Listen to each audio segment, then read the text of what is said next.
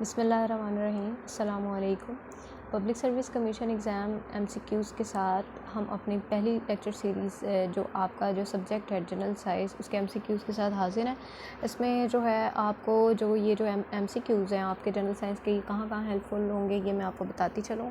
आपका पेपर होता है सबसे पहले स्क्रीनिंग पेपर CSS का एग्ज़ाम जिसको आप MCQs preliminary test MPT test कहते हैं, और इसके साथ आपके वहाँ पे ये आते हैं 20 मार्क्स के। ठीक है, उसके बाद आपका आता है जनरल रिक्रूटमेंट। जनरल रिक्रूटमेंट के अंदर आपका एक सब्जेक्ट है जिसको हम जो है वो ये जनरल साइंस का नाम देते हैं, और ये जनरल साइंस के MCQs वहाँ पे भी आपको रिपीटेटिवली जो है वो साल से जो है वो चलते आ रहे हैं।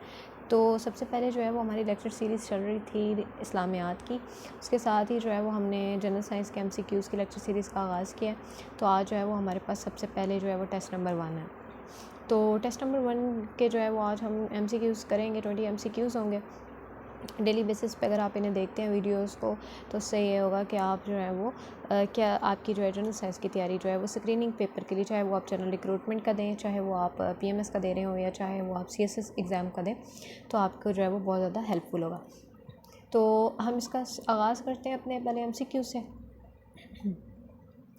तो पहला MCQ हमारे पास ये है कि biopsy is done on tissues taken from. Biopsy basically होती क्या है ये पहले आपको क्लियर होना बहुत ज़रूरी है। तो बायोप्सी हमारे पास एक ऐसा प्रोसीजर होता है जिसके अंदर आप एक टिश्यू का पीस किसी भी बॉडी से रिमूव करते हो। अब है क्या, वो बॉडी क्या है? वो बॉडी जो है वो होती है किसकी, ये आपका क्वेश्चन है। तो आपका जो आपके पास यहाँ पे ऑप्शंस हैं उसमें है human body, animal body, living body and dead body. Human body, animal body, living body and dead body. And हमारे पास जो इसका राइट आंसर है वो है लिविंग बॉडी। कोई भी लिविंग बॉडी है तो उसके अंदर से जो है वो एक टिश्यू को आपकी पूरी बॉडी में से रिमूव किया जाता है ताकि उसके जो है वो सेल का मतलब वो छोटा सा टिश्यू लेके उसको जो है वो क्या किया जाता है एक्सपेरिमेंट के तौर पर, मतलब प्रैक्टिकली जो है वो एनालाइज किया जाता है सॉरी, ये देखने के लिए कि आया कि इस बॉडी के अंदर कोई बीमारी या कोई इन्फेक्शन जो है वो पाया जाता है कि नहीं। आई होप सो ये सब क्लियर हो गया होगा। अपने नेक्स्ट MCQs की तरफ चलते हैं।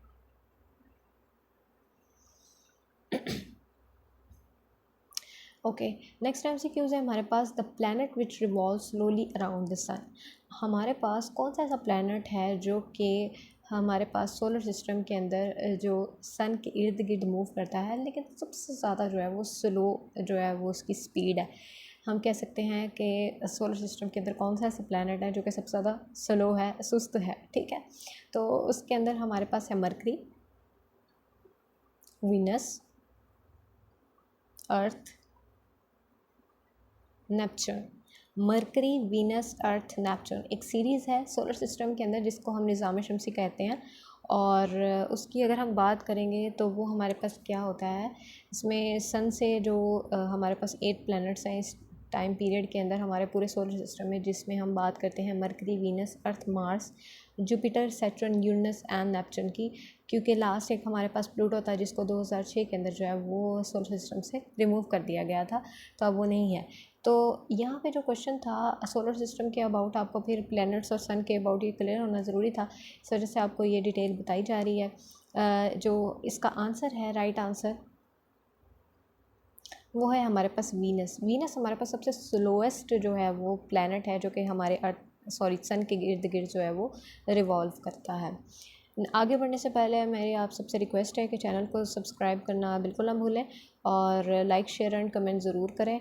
और जो है वो इस लेक्चर सीरीज़ का आप लोगों के लिए जो आगाज़ किया गया है इसको जो है वो कंटिन्यूसली देखें ताकि आपकी प्रिपरेशन जो है वो बहुत अच्छे तरीके से हो सके।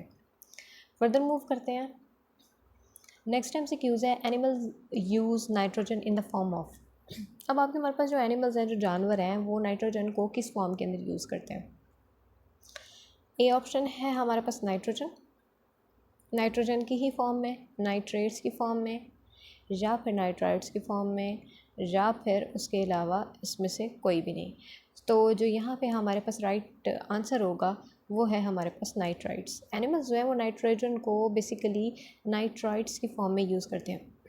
साइंस के स्टूडेंट्स ने पढ़ा होगा कि इन्होंने नाइट्रोजन साइकिल्स जो हैं वो पढ़ी होंगी फर्स्ट ईयर की बुक के अंदर, तो वहाँ पे जो है वो इन्होंने डिफरेंट इनसे जुड़ी हुई बहुत सारी चीज़ों के बारे में सुना होगा। मिसाल के तौर पर वहाँ उन्होंने नाइट्रोजन पढ़ी, नाइट्रोजन साइकिल में नाइट्रोजन के बारे में पता चला इनको कि ये असल में कहाँ कहाँ पाई जाती है।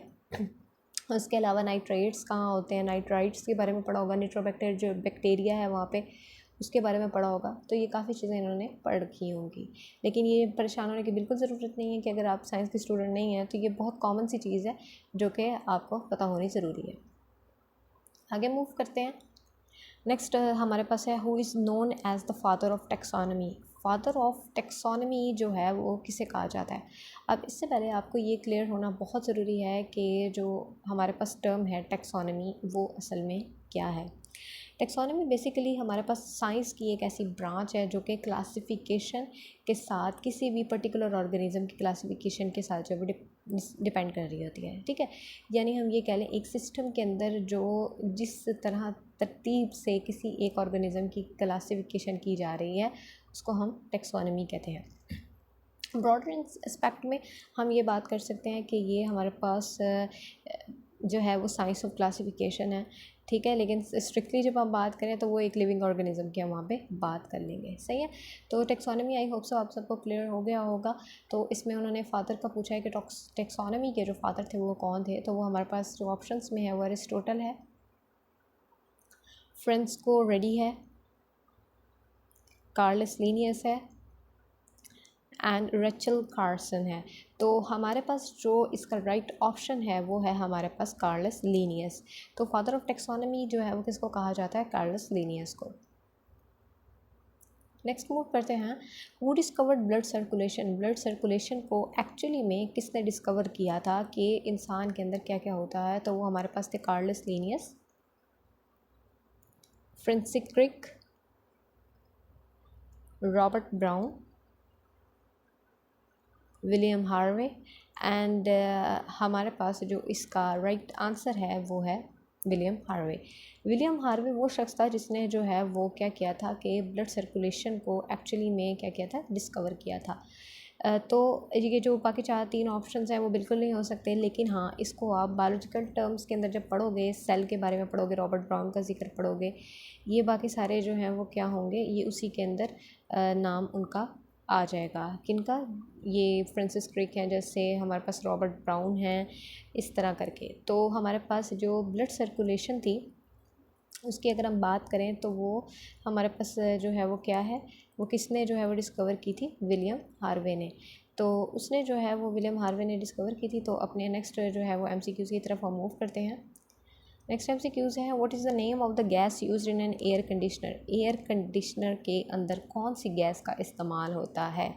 तो हमारे पास इसमें 4 ऑप्शन हैं, जिसमें पहला ऑप्शन है ammonia, second option is nitrous oxide and C option is freon and last one is हमारे पास कार्बन डाइऑक्साइड। तो अगर हम बात करें एयर कंडीशनर्स की, तो एयर कंडीशनर्स के अंदर हमारे पास कौन सी ऐसी गैस है जो पाई जाती है, तो यार इसके अंदर जो पाई जाती है वो है हमारे पास फ्रेन गैस। कंफ्यूजिंग है, कंफ्यूजिंग इसलिए है कि कुछ लोग ये कहते हैं कि इसके अंदर अमोनिया पाई जाती है, लेकिन अमोनिया इसके अंदर जो है वो क्लियरली नहीं होती। ऑब्ज़र्व अगर किया जाए या इसको जो है वो काफ़ी जगह पे जो है वो आप अगर इसको सर्च आउट करोगे तो आपको जो है वो पता चलेगा कि MCQs को जब भी आपने सॉल्व करना है तो आपने गिवन ऑप्शंस के अंदर से देना होता है। तो यहाँ पे जैसे अमोनिया और फ्रेन दोनों ही मेंशन है, तो जो इसके अंदर नियरेस्ट है मोस्ट नियरेस्ट अगर जैसे हम बात करें तो हमारे पास जो है वो कौन सी गैस आती है, फ्रेन। ठीक है, आई होप सो यहाँ तक आप सबको जो है वो क्लियर हो गया होगा। हाँ, लेकिन ये कह सकते हैं कि एक ऐसी गैस जो कि रेफ्रिजरेटर के अंदर यूज़ होती है, किस लिए, अमोनिया की अगर मैं आपको ये बात बता रही हूँ, अमोनिया जो है एयर कंडीशनर की बजाय जब हम अगर बात करेंगे रेफ्रिजरेटर की, तो रेफ्रिजरेटर्स के अंदर जो है वो हमारे पास अमोनिया जो है वो यूज़ होती है ताकि पानी को जो है वो ठंडा किया जा सके। ठीक है, तो ये आपने बेसिक डिफरेंसेस का क्लियर रखना है कि एक रेफ्रिजरेटर और दूसरा एयर कंडीशनर है। आगे बढ़ते हैं, sorry. Which law states that the rate of the effusion of a gas is inversely proportional to the square root of its density? आपके पास एक लॉ दिया गया, उसकी एक स्टेटमेंट उन्होंने दी कि आपके पास जो रेट ऑफ एफ्यूजन होता है किसी भी गैस का, किसी पर्टिकुलर गैस का, वो इन्वर्सली प्रोपोर्शनल है स्क्वायर रूट ऑफ इसकी डेंसिटी के। तो उसमें हमारे पास है Graham law, Gay Lussac law, Boyle's law and none of these. तो इसमें जो हमारे पास राइट आंसर है वो है ग्राहम्स लॉ। यानी हम ये बात करेंगे कि एक ऐसा लॉ जिसके अंदर हम ये बात करेंगे कि rate of effusion of a gas inversely proportional square root of its density के, तो हमारे पास है ग्राहम लॉ। नेक्स्ट चलते हैं।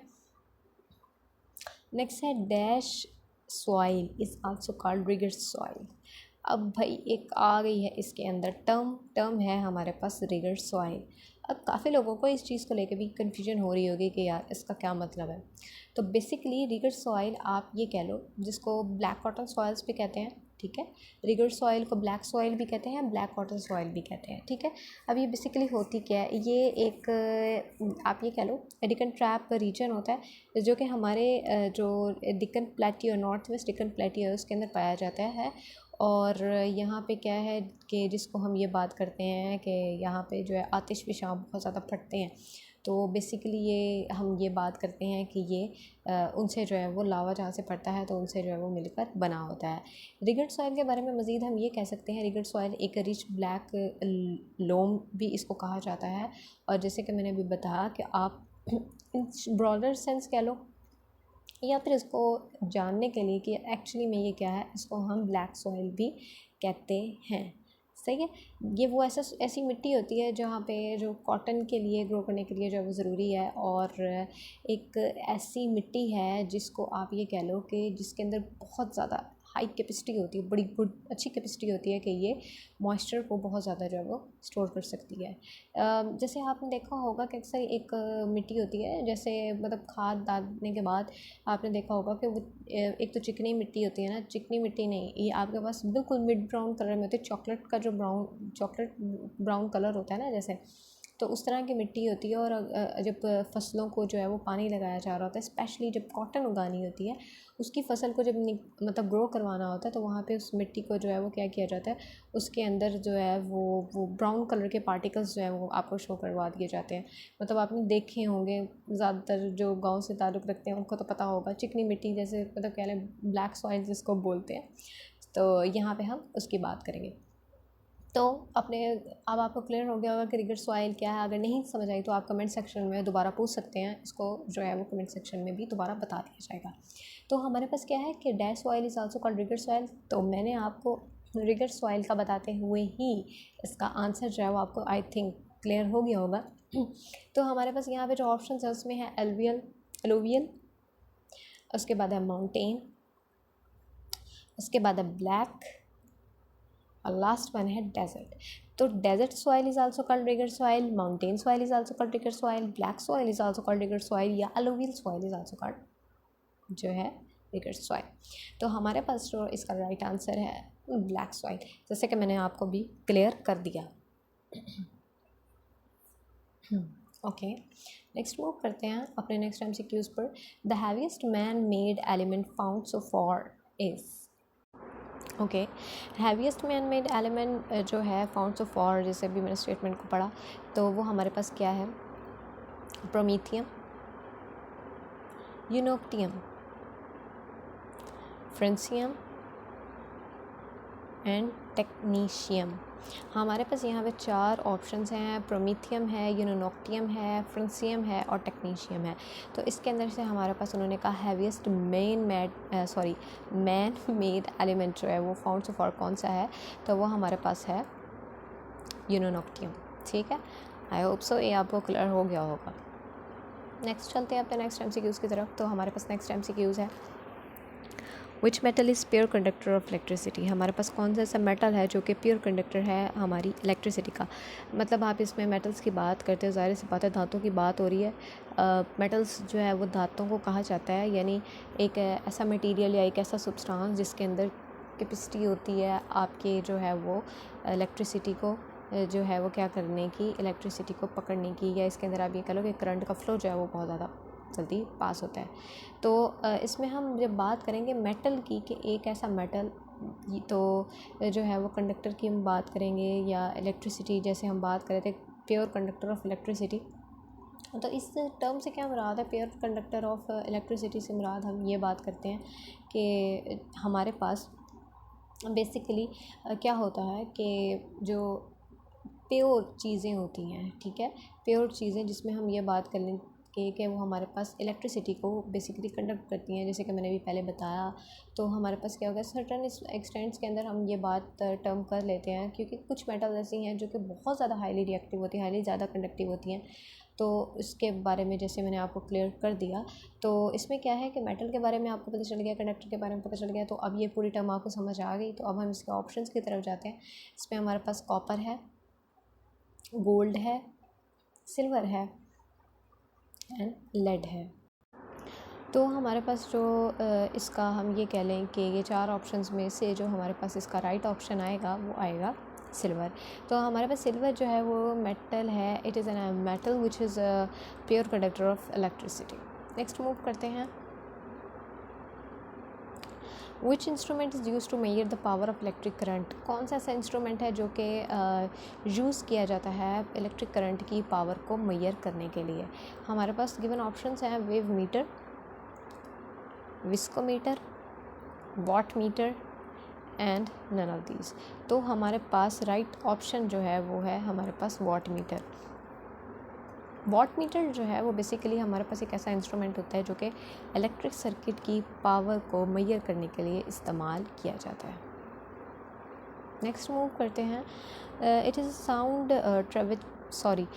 Travels in air at an average speed of nearly what. मतलब हमारे पास साउंड जो है वो ट्रैवल कर रही है एयर के अंदर, हमारे पास एवरेज स्पीड उसमें नियरली कितनी होगी, वो है 127 miles per hour, 761 miles per hour, 330 miles per hour and none of these. 1257 miles per hour, 761 miles per hour, 330 miles per hour, none of these. तो हमारे पास जो इसका राइट आंसर है वो है 761 माइल्स पर आवर। यानी साउंड ट्रैवल जो है वो एयर के अंदर जब मूव कर रही होती है तो वो एवरेज स्पीड जो है वो किसके इक्वल होती है, nearly equal to 761 miles per hour की। नेक्स्ट मूव करते हैं। Which of the following is not a chemical reaction. तो हमारे पास ऑप्शन है burning of coal, another is conversion of water into steam, another is digestion of food and the last one option is burning of paper। तो इसके अंदर हमारे पास जो राइट आंसर है वो आता है conversion of water into steam. यानी ये हमारे पास एक केमिकल जो रिएक्शन है वो नहीं है, बाकी सारे हमारे पास केमिकल रिएक्शन। होप से यहाँ तक आप सबको क्लियर हो गए होंगे। आगे चलते हैं। नेक्स्ट है what animal has longest gestation period of about 640 to 660 days और 95 weeks of any land animal. हमारे पास कौन सा ऐसा एनिमल है जिसका गेस्टेशन पीरियड जो है वो बहुत ज़्यादा जो है वो लंबा होता है। मतलब कि आप ये कह लो कि 95 वीक्स, ठीक है, यानी ऑलमोस्ट हम ये बात करते हैं कि ये हमारे पास 640 to 660 डेज़ के हिसाब से होता है। तो ये कौन सा ऐसा जो है वो हमारे पास एनिमल है, लैंड एनिमल, ठीक है। मतलब ऐसा कोई एनिमल जो लैंड पे रहता हो, मौजूद हो और उसका ये टाइम पीरियड हो। तो हम पहले ये हमें पता चलना चाहिए कि गेस्टेशन पीरियड क्या होता है। गेस्टेशन पीरियड बेसिकली हमारे पास जो है वो एक्चुअली में होता क्या है कि गेस्टेशन पीरियड हम इसको बात करते हैं कि एक ऐसा टाइम पीरियड जिसके अंदर जो है वो फीटस जो होता है, मतलब जो बेबी होता है, ठीक है, फीटस जो है वो क्या होता है कि मदर के वॉम में होता है और इसको हम जो है वो गेस्टेशन पीरियड का नाम देते हैं। तो हम ये कहते हैं कि उसका वो टाइम पीरियड जब तक कि वो मदर की वॉम में रहता है और जब तक कि वो पैदा नहीं हो जाता, यानी टाइम ऑफ बर्थ तक, तो वो एक गेस्टेशन पीरियड होता है। तो उस एनिमल का नाम क्या है? ब्लू व्हेल है वो, आया कि वो एलिफेंट है, या फिर वो ओपोसम है, या फिर वो हमारे पास इसमें से कोई भी नहीं है। तो हमारे पास जो इसका राइट एंड करेक्ट ऑप्शन है वो है हमारे पास एलिफेंट। एलिफेंट की अबाउट 95 वीक्स का जो है वो गेस्टेशन पीरियड होता है और वो नियरली इक्वल होता है 640 to 660 डेज़ के। नेक्स्ट मूव करते हैं। हमारे पास नेक्स्ट ऑप्शन है what is the scientific name of flying fish. Flying fish एक सिल्वर कलर की फ़िश होती है एंड आप बिलीव नहीं करेंगे कि ये फ़िश जो है पूरे जो हमारे पास जो ओशन है उसके अंदर सबसे खूबसूरत जो मछली है ना वो ये है। और आप लिटरली इसकी वीडियोस जब आप यूट्यूब पे सर्च कर सकते हैं, इसके अंदर क्या है कि वो लाइक इतनी खूबसूरत अल्लाह ताला की ऐसी कुदरत है कि आप देख के जो है वो हैरान हो जाएंगे। सिल्वर कलर की होती है और इसके बाकायदा पर हैं और पूरे ओशन के अंदर ये वाहिद ऐसी मछली है जो कि उड़ सकती है। तो हम जो है वो इसको मैंने जो नाम दिया सिल्वर फ़िश का वो इसलिए दिया, इसके कलर की वजह से मैंने इसको सिल्वर फ़िश का नाम दिया। तो इसमें जो हमारे पास जो है वो बात करेंगे तो क्या है कि इसमें हमारे पास जो ऑप्शंस हैं वो है एक्सोसिटाइड है, अनदर इज़ एनोप्लोमा फिम्ब्रिया, नेक्स्ट वन इज़ ऑर्थोप्टेसोडिडा एंड जिफास ग्लेडियस। ओके, हमारे पास ये 4 ऑप्शंस हैं और इसमें से जो करेक्ट ऑप्शन है वो है हमारे पास एक्सोसिटाइड है। जब इसको आप ओपन करके जब आप इसको चेक करेंगे, ये सिल्वर फिश होती है बेसिकली और इसके ऊपर जो है वो लस्टर आया हुआ होता है, यानी कि शाइन आई हुई होती है और ये माशाल्लाह बहुत खूबसूरत है। ओके, नेक्स्ट मूव करते हैं। आपने उस पर disease which is transferred from animal to human is, उसमें हमारे पास ऑप्शन है स्पोरेडिक, उसमें है हमारे पास एपिडेमिक, उसमें हम बात करेंगे एंडेमिक की एंड लास्ट हम बात करेंगे जूनोसिस की। तो हमारे पास जो हैं वो 4 ऑप्शंस हैं, ठीक है। और 4 ऑप्शंस के अंदर क्या है कि हमारे पास इसमें से कौन सा ऑप्शन होगा, तो वो आ जाएगा हमारे पास जूनोसिस। ओके, होप सो यहाँ तक आपको क्लियर हो गया होगा। तो हम आगे पढ़ते हैं। Hydrogen bomb is based on the principle of, जो हाइड्रोजन बॉम्ब है वो किसके प्रिंसिपल के ऊपर बेस कर रहा होता है, वो है न्यूक्लियर फ्यूजन। उसके बाद है आर्टिफिशियल रेडियो एक्टिविटी, उसके बाद है नेचुरल रेडियो एक्टिविटी, उसके बाद है न्यूक्लियर फ्यूजन। तो हमारे पास जो राइट आंसर है वो है हमारे पास न्यूक्लियर फ्यूजन, ठीक है। नेक्स्ट मूव करते हैं। What is the molecular formula for ammonia. तो हमारे पास जो मॉलिक्यूलर फार्मूला है अमोनिया का वो क्या होता है। सबसे पहले आपको ये क्लियर होना चाहिए कि जो आपके पास मॉलिक्यूलर फार्मूला है वो बेसिकली क्या है। केमिस्ट्री के टर्म में मॉलिक्यूलर फार्मूला आपने बच्चों ने सुना हुआ होगा, ठीक है, या जिन्होंने बेसिक में मतलब बैकग्राउंड में केमिस्ट्री नहीं पढ़ी तो उनके लिए बताते जाती हूँ कि मॉलिक्यूलर फार्मूला बेसिकली आपके पास जो है वो एक ऐसी टाइप जो है वो दे रहा होता है जिसके अंदर नंबर ऑफ़ एटम्स जो हैं वो आपने जैसे सुना होगा कि नंबर ऑफ़ एटम्स जो है वो तो मतलब हर जगह पे मौजूद हैं, हर उसके अंदर केमिकल कंपाउंड के अंदर मौजूद हैं। तो हम ये बात करते हैं, तो हम इसके अंदर यही बात करेंगे। तो हमारे पास जब मॉलिक्यूलर फार्मूला की बात करेंगे तो मॉलिक्यूलर फार्मूला बेसिकली क्या देता है, ये हमारे पास different kind number of atoms को हर एलिमेंट के अंदर जो पाए जाते हैं, यानी with in a molecular compound जो हम बात करेंगे तो वो हमारे पास मॉलिक्यूलर फार्मूला होता है। तो हमारे पास अमोनिया का क्या है, NH है, NH2 है, NH3 है और NH4 है।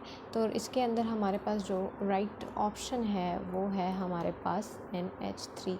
होप सो आपको यहाँ तक जो है वो सारे के सारे जो हैं वो क्लियर हो गए होंगे।